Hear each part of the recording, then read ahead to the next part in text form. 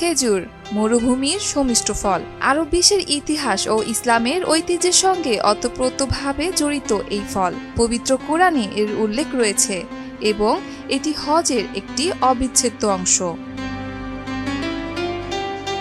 মরুভূমি ছাড়া অন্য কোথাও খেজুর চাষ হয় না, এমনটাই এতদিন জেনে আসছে মানুষ। সেই ধারণাকে বদলে দিয়েছেন পটুয়াখালীর কলাপাড়া পৌর শহরের উচ্চশিক্ষিত যুবক মুজাহিদুল ইসলাম রুবেল। প্রবাসে থেকে ভেবেছিলেন দেশে ফিরে করবেন খেজুর বাগান। সেই চিন্তা থেকে বড় ভাই মহিউদ্দিন মিলন তালুকদারকে সঙ্গে নিয়ে 2018 সালে পটুয়াখালী পৌর শহর উপকণ্ঠের বাদুরতলী এলাকায় 27 শতক জমি কিনে রোপণ করেন বিভিন্ন প্রজাতির সুস্বাদু খেজুর চারা। আর এতেই সফলতাও পেয়েছেন তারা। খেজুরের পাশাপাশি চারা বিক্রি করে অধিক লাভবান হচ্ছেন দুই ভাই। এই বাগানে আমাদের 9 প্রজাতির সৌদি খেজুরের গাছ আছে।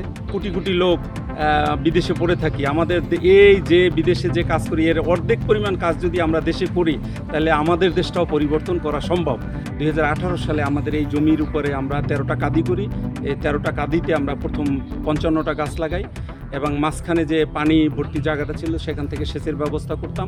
শুরুতে লবণাক্ত জমিতে বালু ভরাট করে গড়ে তোলা হয় চাষ উপযোগী জমি। প্রথমে 54টি চারা দিয়ে শুরু করলেও 7 বছর পর বাগানে খেজুর গাছের সংখ্যা 110টি। বাগানে বর্তমানে সৌদির আজোয়া, মরিয়ম, মিবরুম, আনবর, মিরজুন, পাইরুম, তিউনেশিয়া ও সুগাই সহ বিভিন্ন জাতের খেজুরের ফলন রয়েছে। 2017 সাল থেকে 25 সাল পর্যন্ত আলহামদুলিল্লাহ ভালোই গাছের অবস্থা আপনারা দেখতেছেন। গাছের বয়স হয়েছে, আমাদের বাগানে ইতিমধ্যেই 22টি গাছে খেজুর এসে গেছে।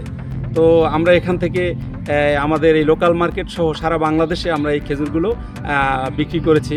আমাদের কাছে 2 ধরনের চারা পাবেন। একটা হলো বীজ থেকে সরাসরি যে চারাটা, সেটা আমরা কম দামে দেওয়া যায়, কিন্তু এখানে একটা কথা, বীজের চারায় কোনো গ্যারান্টি দেওয়া যাবে না। বীজ থেকে চারা নিলে সেটা পুরুষ হতে পারে, আবার সেটা মাগাছও হতে পারে। কিন্তু আমরা অবসর চারা বিক্রি করি। অবসর মানে গাছের গোড়া থেকে আপনারা এই যে দেখতে পাচ্ছেন যে প্রতিটা গাছের গোড়ায় 2, 4, 5টা ড্যাম আছে, এইটাকে অবসর চারা বলে।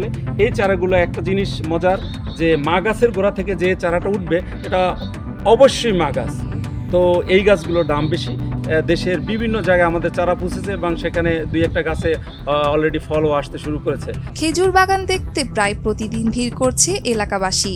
দুই সহোদরের এমন সাফল্য দেখে খেজুর চাষে ঝুঁকছেন অনেকে।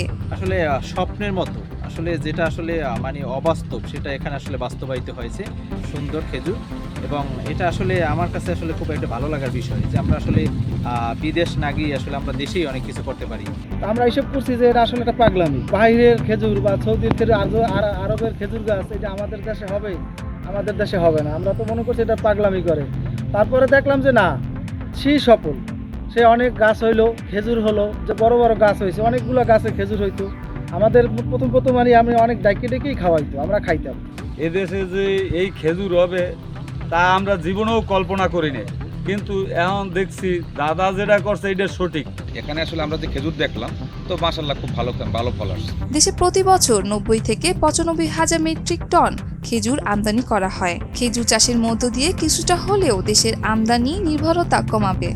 এখনো পর্যন্ত বাগানটির অবস্থা এবং ফলন খুবই ভালো। এখানে 85টি গাছ রয়েছে, তো প্রত্যেকটি জাতের খেজুর কিন্তু অসাধারণ ভালো ফলন দিয়েছে। সেই প্রেক্ষিতে আমি মনে করি যে এটি আমাদের দেশের জন্য খুবই সম্ভাবনা হয়।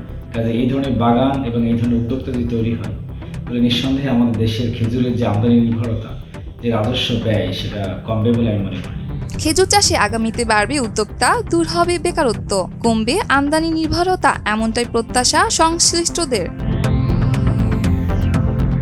ফারজানা হালিমা, ভোরের কাগজ।